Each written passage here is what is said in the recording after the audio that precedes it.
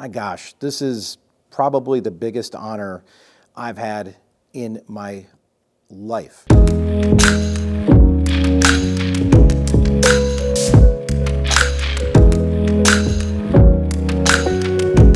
everybody, it's Steve Grad from Beckett Authentication.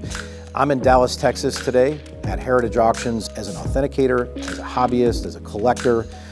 In front of me is one of the coolest things I think I've ever seen, in terms of baseball used memorabilia. Babe Ruth is the guy, and this is the coolest thing that I've ever seen. So I'm holding right now, you could see it, is Babe Ruth's 1916 game used glove.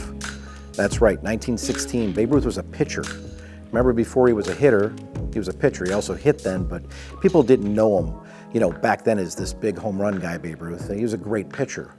And right here in my hand is his game used glove from the 1916 World Series. And this is really one of the most unique things that I've had a chance to authenticate and look at in my life. You have on here, you have the whole lineup, 9 guys from the 1916 Boston Red Sox.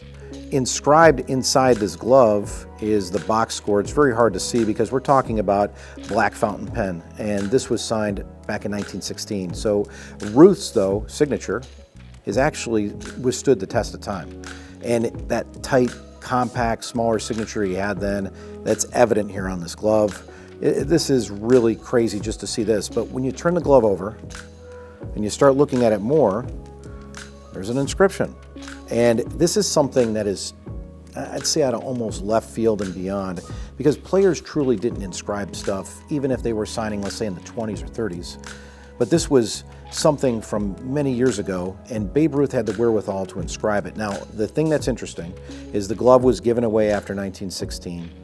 Years later, this was presented to Ruth, and from what I could determine, let's say 1930s, late 30s, maybe early 40s, Ruth had a chance to see this glove again. And it was presented to him. And Ruth actually inscribed the glove, glove I used in the 1916 World Series. And he takes 3 lines to describe that, and then he signs here on the bottom.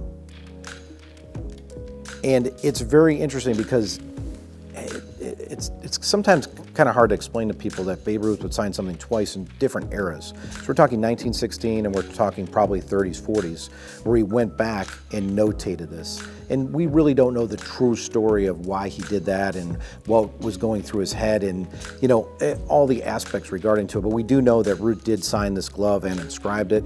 I personally spent over a day just sitting here researching and going back and forth on all the wording that Ruth used, and going back and looking at his writing through the years and trying to peg to a certain time and looking for certain nuances that he did, how he wrote 1916, how he wrote World Series. And I was able to piece it together. And at first you look and you're thinking, how did Babe Ruth sign this glove? Was he using grabbing a fountain pen with a higher perspective on it, smaller perspective? You have to be careful too, because the more pressure you get, more ink could come out. So Ruth was very cognizant of that. And Ruth was always cognizant of how he signed his name. And you're talking about a guy that changed sports, especially when he came to the Yankees, and people wanted his autograph. And the manager, typically, even if they signed a team ball back in, let's say, the early 20s or mid-20s, the manager would always go in the sweet spot. But when Babe Ruth was around, Babe Ruth was on the sweet spot. And it was really significant because he changed how people collected things and how they held on to things. And Ruth was really the guy behind that revolution. I mean, people liked collecting autographs going back to the 1800s. People had Abraham Lincoln, they had Ulysses S. Grant, but Babe Ruth kind of changed how people collected. And he was glad to sign for people. Signed baseballs, he signed bats. He used to bring calling cards with him. People would ask him, to sign at a train station, and he would hand out cards to kids, and he'd bring baseballs to sign. He was just that guy. And when I see this glove, it's really interesting to me because on the inside, we've got Babe Ruth as a young kid. I'm talking 1916.